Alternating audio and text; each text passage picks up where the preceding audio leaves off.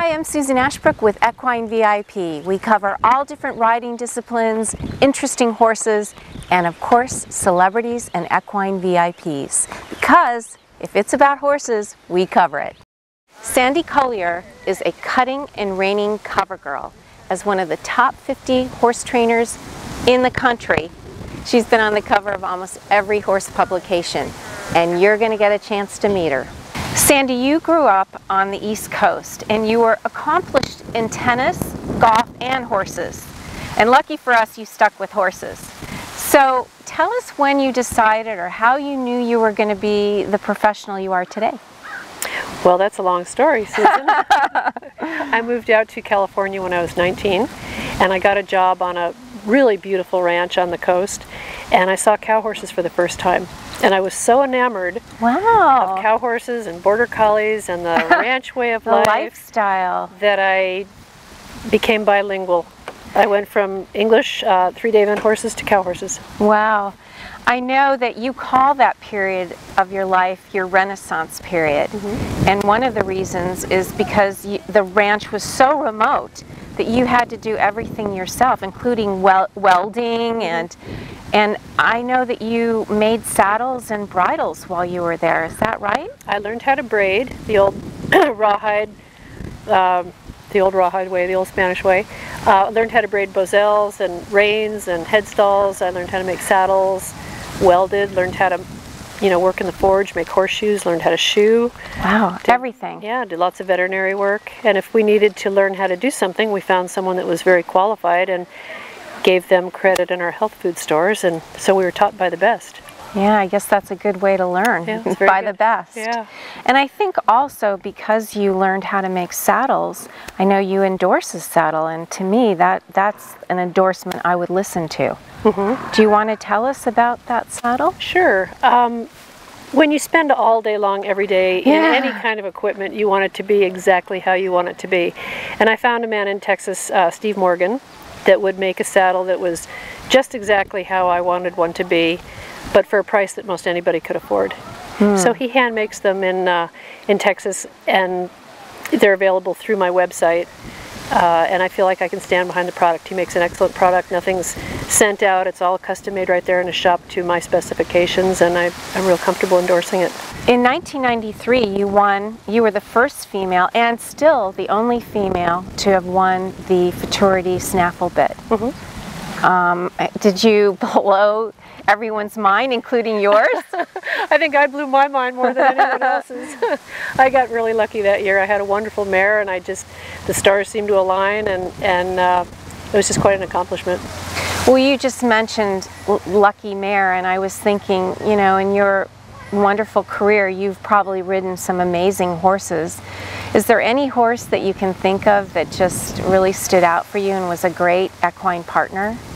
That mare, her name was Miss Ray Dry, was very special and still is.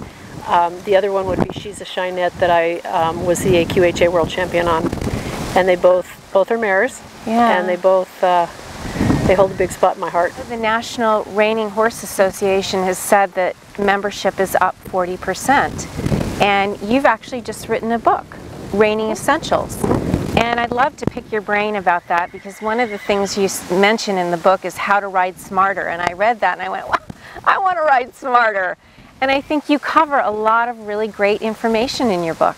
Thank you. I tried to not go with a real specialty book. Like, I didn't want it just to be about reining, because there's so many overlapping segments of our industry. So I really wanted to cover how to ride smarter, not harder, how to understand how horses think and how they learn the way they learn, why they learn, the difference between the left side and right side of a horse. So I sort of wove that into the general tapestry of reining, which was the book that I was contracted to write. Yeah, great. And I know it's Trafalgar Press. Trafalgar Publishing, yeah. Yeah, so they can look up the book there. Amazon has it. Okay. It's available on my website or through Trafalgar, yes. Great. The other thing is that I wanted to congratulate you on being in the Cowgirl Hall of Fame, which is an amazing accomplishment that truly honors horses and horsewomen. And on your website there is an amazing video of your accomplishments and of course your speech, and I just think that that must be an honor that is a lifetime of experience. And how do you feel about that? Well, it was totally unexpected on my part. Really? Yeah, it really was. Sharon Camarillo, who's a world champion barrel racer, is also in the Cowgirl Hall of Fame. And I have several other friends who are as well, but I never really knew what it was. And one day Sharon said, you know, Sandy, you really, you belong in there. And I said, I do? So she got together and took care of the whole process, which is quite a lengthy process. I would think. You go through a number of sifts, so to speak, where different groups scrutinize your accomplishments and who you are and what you stand for, and a list is drawn, and then you go through. It's quite a process, and normally it takes 5 to 7 years, if at all. And I was within the first year of Sharon's submission and my acceptance as a nominee. I was inducted, and it's pretty unheard of, but it was very much a surprise.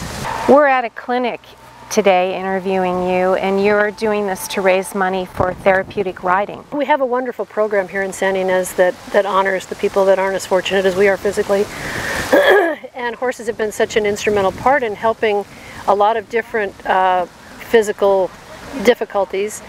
And we've got these great people that work with the horses and the kids, and it's such a tremendous program, and they never have enough horses and they never have enough money. And so about 3 or 4 years ago I said, well, what can I do to raise money to help you guys? And so that's what got it started. I became a board member for them, and I thought, well, I can put on a clinic and give you guys the money, and we can put on an exhibition of champions. We have all this great talent here in the San Ynez Valley, Charlotte Bradal and Ramon Becerra. We've got some fabulous talent here. So we put together a day of, and we raise money for the riding group every year that way, and it's the least I can do. So Sandy, if someone wanted to connect with you, buy the book, learn more about your saddle and what's next for Sandy, where would they go? SandyCollier.com. Perfect.